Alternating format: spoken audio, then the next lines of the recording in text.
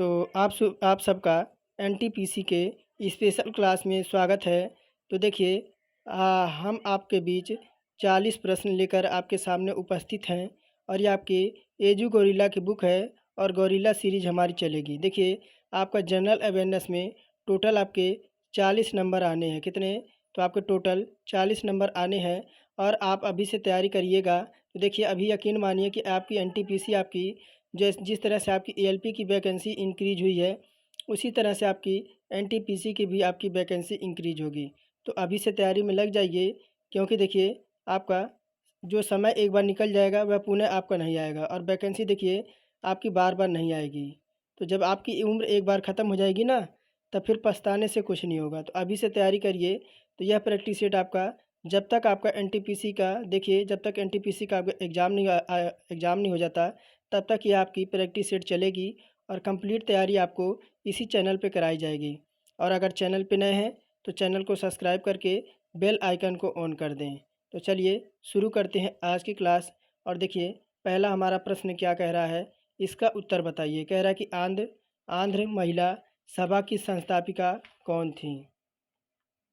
तो देखिए विकल्प में कह रहा है आपका पंडिता रमाबाई, दुर्गाबाई देशमुख, गायत्री देवी या सरोजनी नायडू।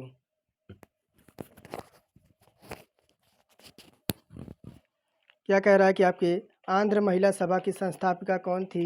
तो अगर बात करें आपका 65 नंबर प्रश्न की, तो आपका विकल्प नंबर बी हो जाएगा आपके। देखिए दुर्गाबाई देशमुख। दुर्गाबाई देशमुख आंध्र महिला सभा की संस्थापक थे और वह लोकप्रिय रूप से आपकी आयरन लेडी के रूप में जानी जाती थीं।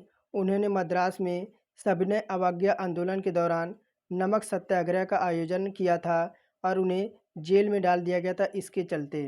वह आपके आंध्र महिला सभा संस्थानों और अन्य महत्वपूर्ण सामाजिक कल्याण संगठनों की संस्थापिका थीं। तो विकल्प हमारा बी करेक्ट हो जाएगा, दुर्गाबाई देशमुख।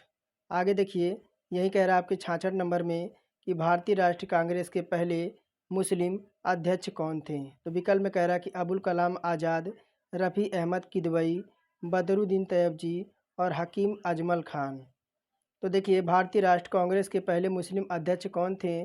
तो 66 का हमारा विकल्प नंबर सी हो जाएगा, बदरुद्दीन तैयबजी, जो भारतीय राष्ट्र कांग्रेस के पहले मुस्लिम अध्यक्ष थे। बदरुद्दीन तैयबजी ब्रिटिश भारत के समय के एक प्रमुख वकील और भारतीय स्वतंत्रता आंदोलन कार्यकर्ताओं और राजनीतिज्ञ थे। वह बॉम्बे के उच्च न्यायालय के आपके बैरिस्टर के रूप में अभ्यास करने वाले पहले भारतीय थे। उन्होंने भारतीय राष्ट्र कांग्रेस के तीसरे अध्यक्ष के रूप में कार्य किया और तैयबजी ने हिंदुओं और मुसलमानों दोनों से समर्थन हासिल करने के लिए काम करके कांग्रेस के राष्ट्रीय दायरे के निर्माण में महत्वपूर्ण भूमिका निभाई थी। तो विकल्प हमारा बदरुद्दीन तैयबजी करेक्ट हो जाएगा। और आगे देखिए यही आपका 67 नंबर कह रहा है कि अजंता की गुफाएं निम्नलिखित में से किस राज्य में स्थित हैं? तो विकल्प कह रहा है कि महाराष्ट्र, गुजरात, तमिलनाडु और पश्चिम बंगाल। तो देखिए अगर बात करें तो 67 नंबर की, तो 67 का हमारा विकल्प नंबर ए हो जाएगा। जो आपकी अजंता की गुफाएं हैं वह आपकी महाराष्ट्र के औरंगाबाद ज़िले में स्थित हैं। तो देखिए अगर क्लास पसंद आ रही हो तो लाइक करके चैनल को सब्सक्राइब करते जाइएगा और कंप्लीट आपको इसी चैनल पे तैयारी कराई जाएगी और एक नए नए बेहतरीन तरीके से। तो देखिए हमारा क्या होगा, यह भारत में सबसे प्रसिद्ध यूनेस्को द्वारा विश्व धरोहर स्थल में शामिल है। इन गुफाओं की खोज आपकी कब की गई थी? तो इन गुफाओं की खोज आपकी 1819 ईस्वी में ब्रिटिश सेना के मद्रास रेजिमेंट के एक सैन्य अधिकारी ने की थी और अपने शिकार अभियान के दौरान की थी। जब ब्रिटिश साम्राज्य का अधिकारी शिकार कर रहा था तो उसी अभियान के तहत इसे इस गुफाओं के बारे में पता चला था और अधिकांश गुफाओं का निर्माण दूसरी शताब्दी ईसा पूर्व में छठी शताब्दी ईसा पूर्व के बीच अवधि में किया गया था। अजंता के चित्रों और मूर्तियों को बौद्ध धर्म की कला के उत्कृष्ट आकृति मानी जाती है। तो विकल्प हमारा महाराष्ट्र करेक्ट हो जाएगा। आगे देखिए यह 68 नंबर के आपसे क्या कह रहा है कि आपके फ्रीटोफाइट पौधे कहाँ पर उगने के लिए अनुकूल होते हैं? तो विकल्प कह रहा है कि नाम छायादार स्थानों पर, चट्टानी वातावरण में, शुष्क वातावरण में और सक्रिय ज्वालामुखी लावा में। तो आपके फ्रीटोफाइट पौधे कहाँ पर उगने के लिए अनुकूल होते हैं? तो 68 का हमारा विकल्प नंबर सी हो जाएगा, शुष्क वातावरण में। तो देखिए इसी तरह से प्रश्न आपके आएंगे और आपको उत्तर फटाफट आपको बताना है। तो देखिए फ्रीडोफाइट पौधे जो ज़मीन के एक सतत स्रोत से अपने पानी की अवशोषित करते हैं, वह आमतौर पर उन धाराओं के साथ स्थित रहते हैं जहाँ सतह आपकी भूजल एक समान प्रवाह और उन क्षेत्रों में उगते हैं जहाँ पानी की मेज सतह के करीब होती है। तो विकल्प हमारा सी, शुष्क वातावरण में आपके फ्रेडोफाइटा पौधे आपके उगते हैं।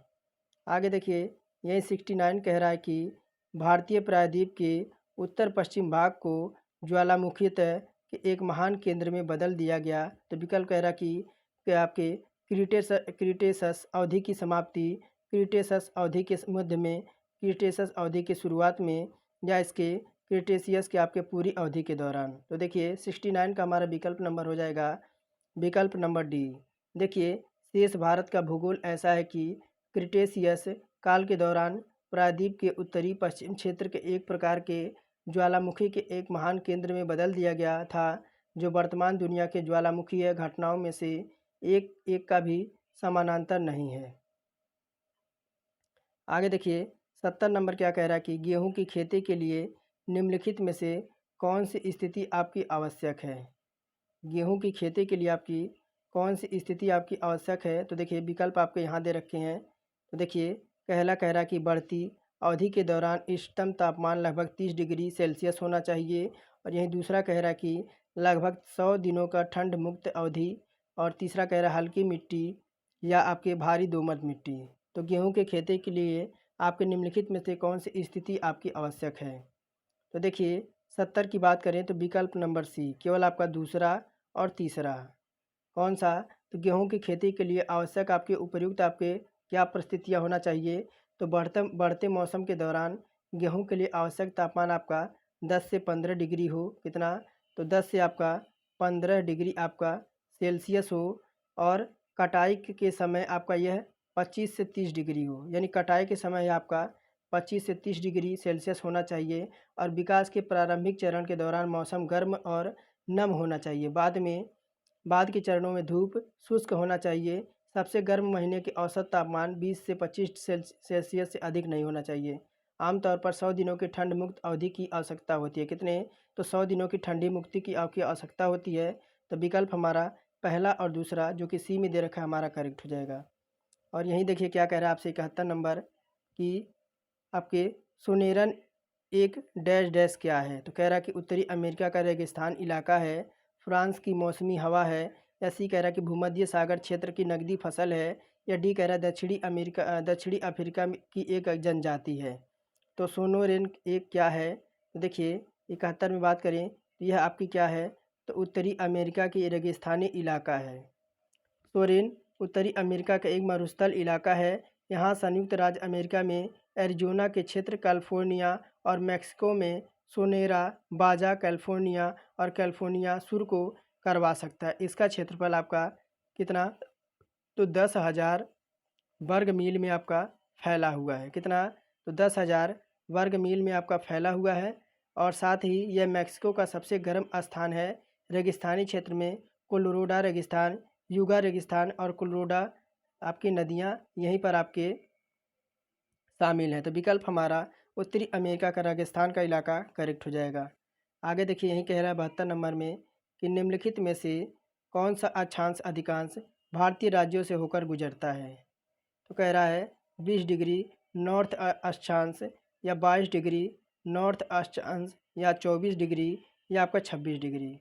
तो देखिए 72 का हमारा विकल्प नंबर सी हो जाएगा आपका 24 डिग्री नॉर्थ अक्षांश। देखिए अगर बात करें 72 नंबर में तो देखिए 24 डिग्री उत्तरी अक्षांश भूमध्य रेखीय तल के उत्तर में मौजूद है। यह कर्क रेखा के उत्तर में लगभग आपके 60 किलोमीटर है, और यह अफ्रीका, एशिया, हिंद महासागर और उत्तरी अमेरिका अटलांटिक महासागर को पार करती है, और यह भारत में अधिकतम राज्यों को पार कर सकती है। 24 डिग्री अक्षांशीय की पंक्ति में आने वाले राज्य कौन से हैं? तो आपका गुजरात है, राजस्थान है, मध्य प्रदेश है, उत्तर प्रदेश है, छत्तीसगढ़ है, झारखंड है, पश्चिम बंगाल है, त्रिपुरा है, मणिपुर है और आपके मिजोरम है। और यहाँ पे आपके भारतीय राज्यों से होकर गुजरती है।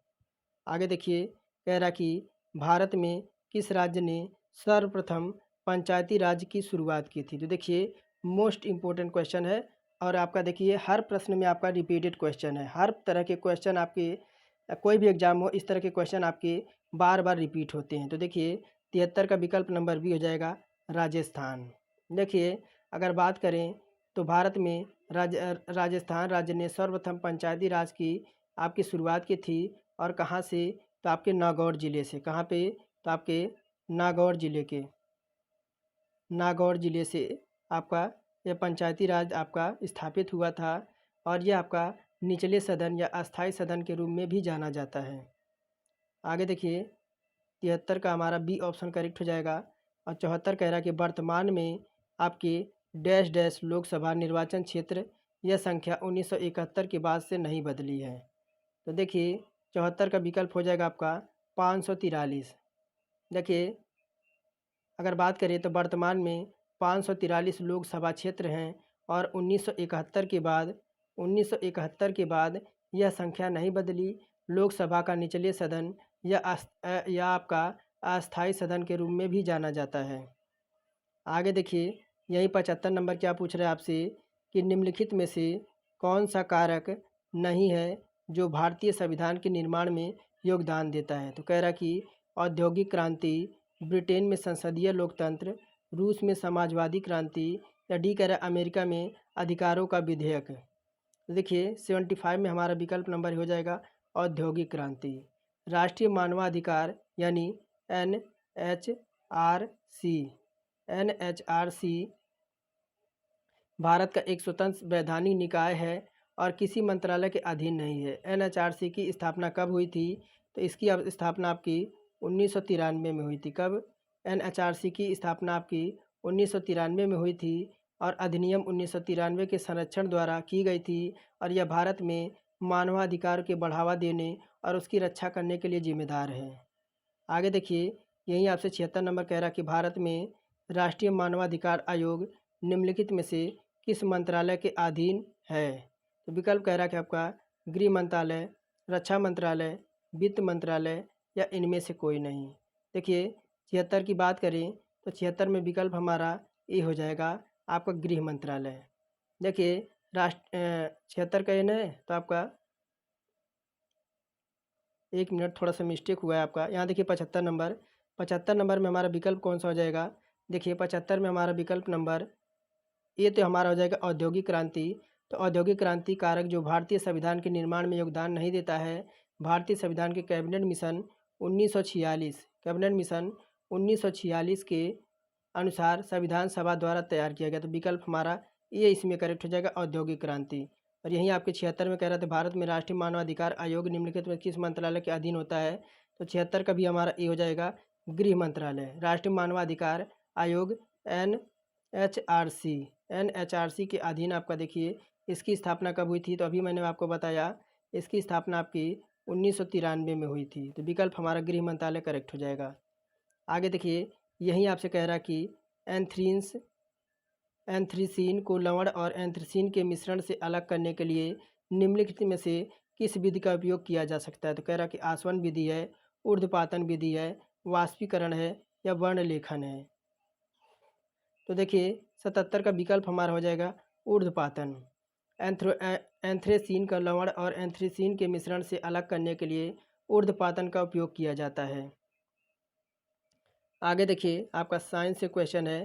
कह रहा एक विद्युत परिपथ में 3 समान प्रतिरोधक समांतर विन्यास में जुड़े हैं तो परिपथ में कुल प्रतिरोध कितना हो जाएगा।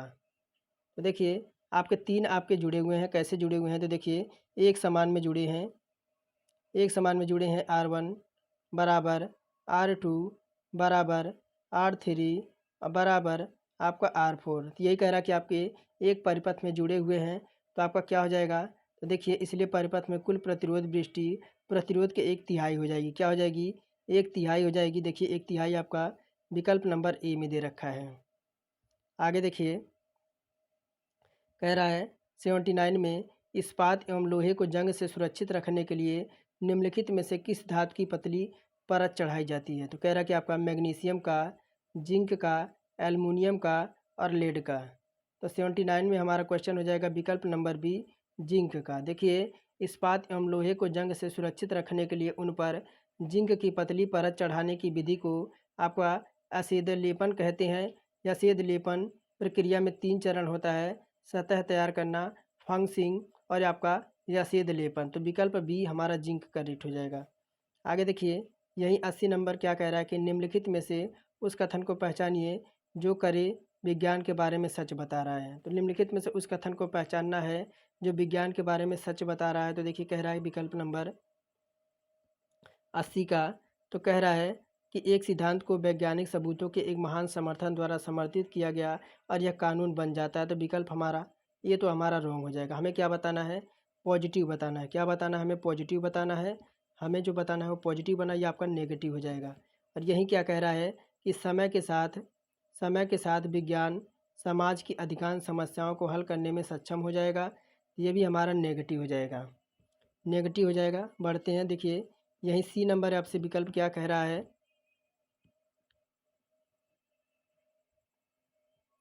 सी कह रहा है वैज्ञानिक अपने काम को अंजाम देने के लिए कल्पना पर बहुत भरोसा करते हैं। यही विकल्प हमारा सी नंबर करेक्ट हो जाएगा कि विज्ञान लैटिन शब्द, एक मिनट, विज्ञान आपका देखिए इसमें हमारा विकल्प नंबर सी करेक्ट हो जाएगा। देखिए, अगर बात करें तो विज्ञान लैटिन शब्द साइंटिया से लिया गया है जिसका अर्थ होता है जानना। तो विज्ञान का अर्थ क्या होता है? तो विज्ञान का अर्थ होता है जानना। 18वीं शताब्दी में, देखिए कब, तो 18वीं शताब्दी में विज्ञान को प्राकृतिक दर्शन कहा जाता है। शिक्षार्थियों को विज्ञान की प्रकृति को प्रस्तुत करने के लिए एक शिक्षक यह ध्यान रख सकता है कि मैं काम 1958 ने विज्ञान के बारे में 15 गलत विचारों को प्रस्ताव दिया था। तो विकल्प हमारा सी इसमें करेक्ट हो जाएगा, बाकी डी भी हमारा नेगेटिव हो जाएगा। आगे देखिए क्या कह रहा है, इसका उत्तर बताइए। भारत का कौन सा राज्य चीन के साथ सबसे छोटा सीमा साझा करता है? कह रहा है उत्तराखंड, सिक्किम, हिमाचल प्रदेश और अरुणाचल प्रदेश। तो छोटा सबसे कम आपका जो सीमा साझा करता है वह कौन सा राज्य है? तो देखिए 81 की बात करें, 81 का हमारा विकल्प नंबर सी हो जाएगा, हिमाचल प्रदेश। हिमाचल प्रदेश चीन के साथ लगभग 200 किलोमीटर, कितना, 200 किलोमीटर आपकी सीमा साझा करता है, जो भारत के अन्य सीमाओं से राज्यों में सबसे छोटा है। चीन और भारत एशिया के 2 पड़ोसी देश हैं। भारत के चीन के साथ आपके कितने, तो देखिए 3488 किलोमीटर की सीमा साझा करता है। जम्मू और कश्मीर, हिमाचल प्रदेश, सिक्किम, उत्तराखंड और अरुणाचल प्रदेश राज्य के साथ होकर चलती है।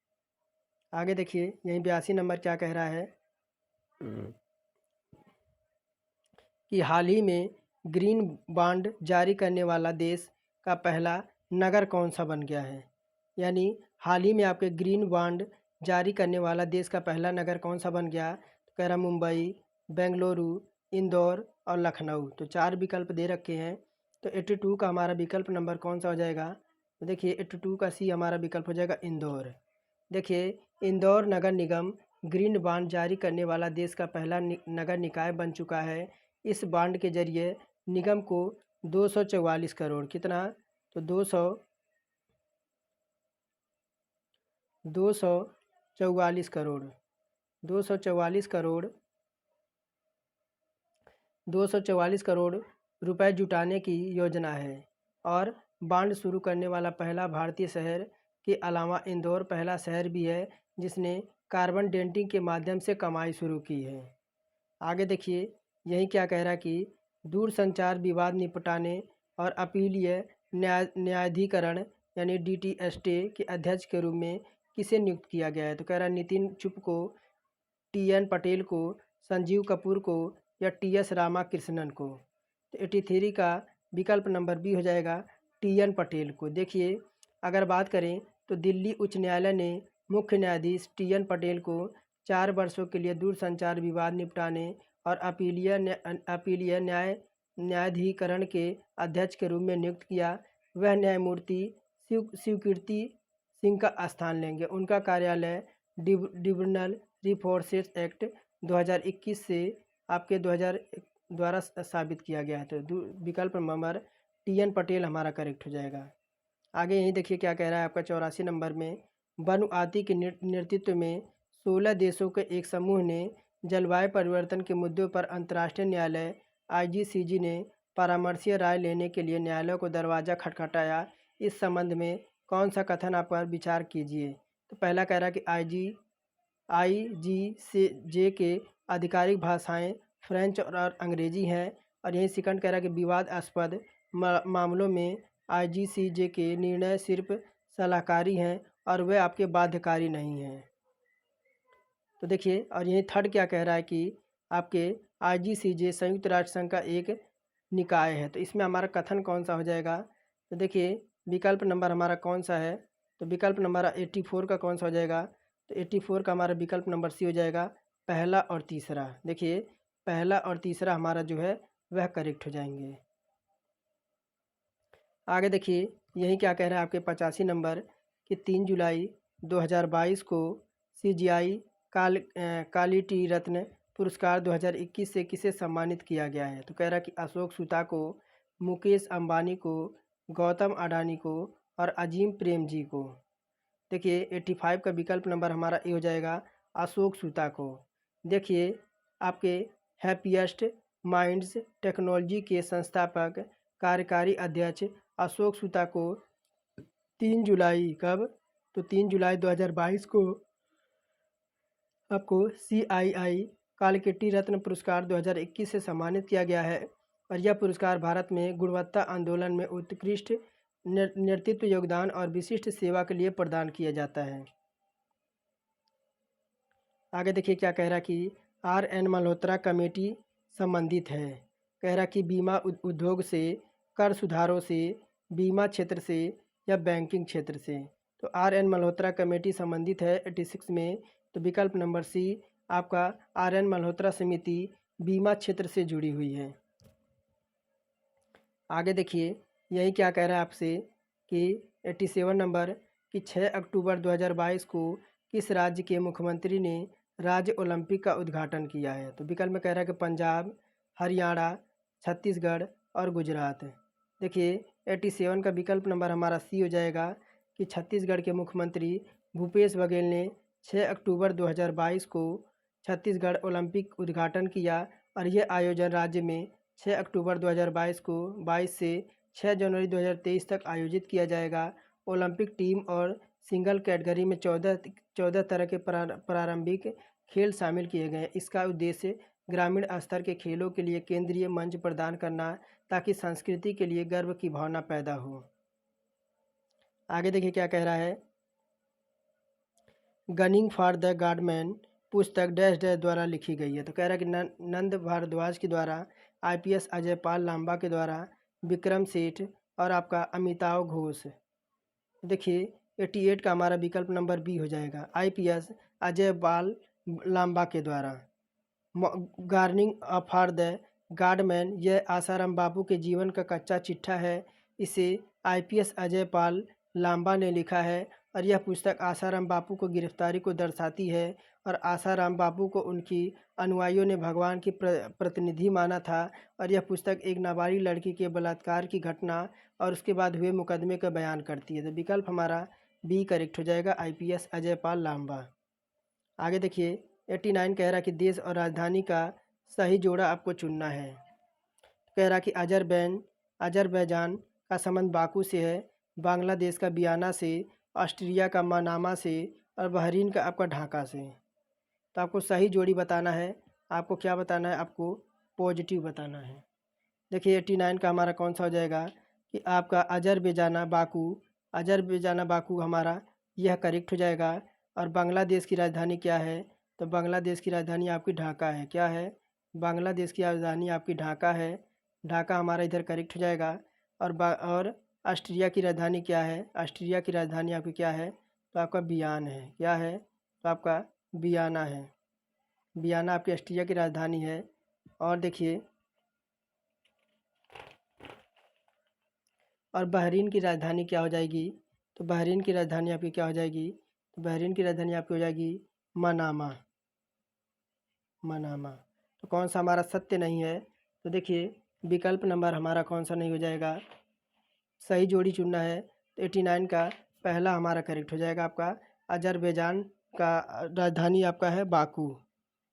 आगे देखिए यही कह रहा है गंधार कला का विकास डैश डैश राजा वंश के अंतर्गत किया गया। तो कह रहा है कुषाण है, मौर्य हैं, नंद हैं और चोल हैं।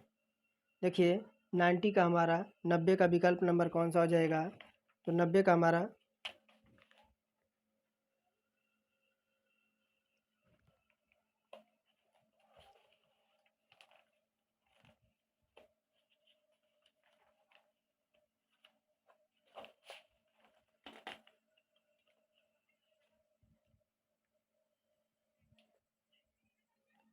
तो देखिए 90 को क्या करना है? तो 90 आपको होमवर्क पे तौर पे आपको बताना है क्या?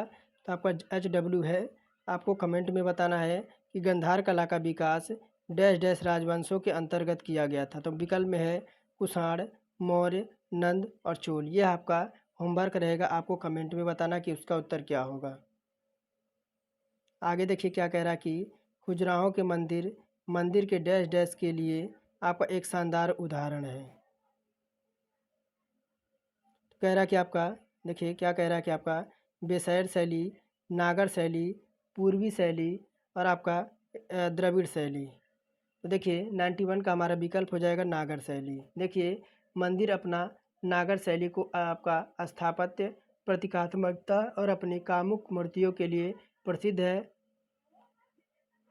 और आपका अधिकांश खजुराहो मंदिर चंदेल वंश द्वारा 950 से चंदेल वंश द्वारा 950 से आपका 1000 1050 के बीच आपके बनाए गए थे।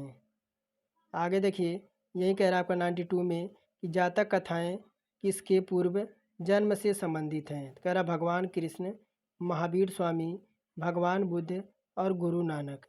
तो देखिए 92 का हमारा विकल्प नंबर सी हो जाएगा भगवान बुद्ध। देखिए अगर बात करें जातक कथाएं भगवान बुद्ध के पूर्व जन्म से संबंधित हैं। जातक कथाएं मानव और पशु दोनों रूप में गौतम बुद्ध के पिछले जन्मों से संबंधित भारत के मूल निवासी साहित्य का एक विशाल निकाय है। भावी बुद्ध के एक राजा, एक बहिष्कृत, एक देवता और एक हाथी के रूप में प्रकट हो जाते हैं, लेकिन किसी भी रूप में वह कुछ ऐसे गुण प्रदर्शित करते हैं जो इस कहानी में उत्पन्न होते हैं।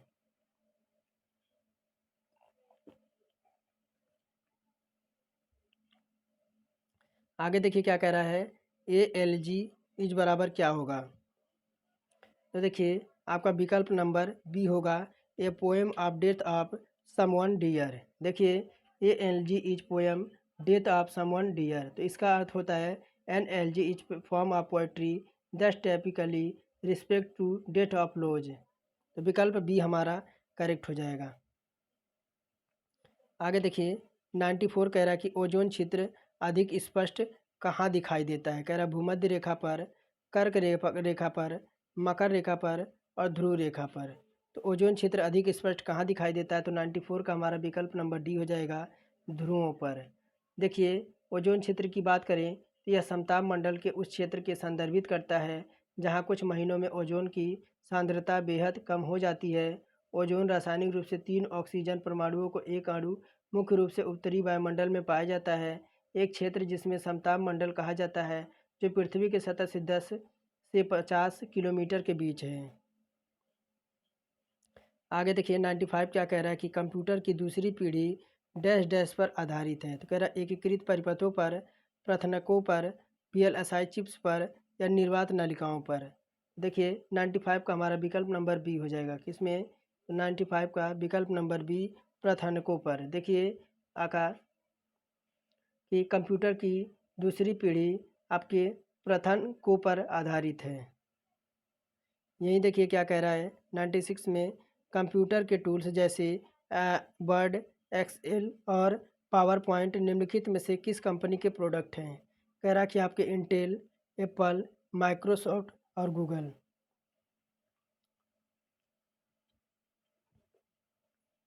देखिए 96 का विकल्प नंबर सी हो जाएगा। यह सब आपके माइक्रोसॉफ्ट द्वारा विकसित क्लाइंट सॉफ्टवेयर का एक समूह है। माइक्रोसॉफ्ट ऑफिस कार्यालय से संबंधित अनुप्रयोगों का एक संग्रह है। प्रत्येक एप्लीकेशन एक अद्वितीय उत्पादन प्रदर्शन करता है, अपने उपयोगकर्ताओं के एक विशिष्ट सेवा प्रदान करता है। माइक्रोसॉफ्ट वर्ड का उपयोग दस्तावेज बनाने के लिए किया जाता है। माइक्रोसॉफ्ट पावर पॉइंट का उपयोग प्रस्तुतियों बनाने के लिए किया जाता है। माइक्रोसॉफ्ट आउटलुक का इस्तेमाल ईमेल और कैलेंडर को प्रबंधित करने के लिए किया जाता है। माइक्रोसॉफ्ट एक्सेल एक स्प्रेडशीट एडिटर है।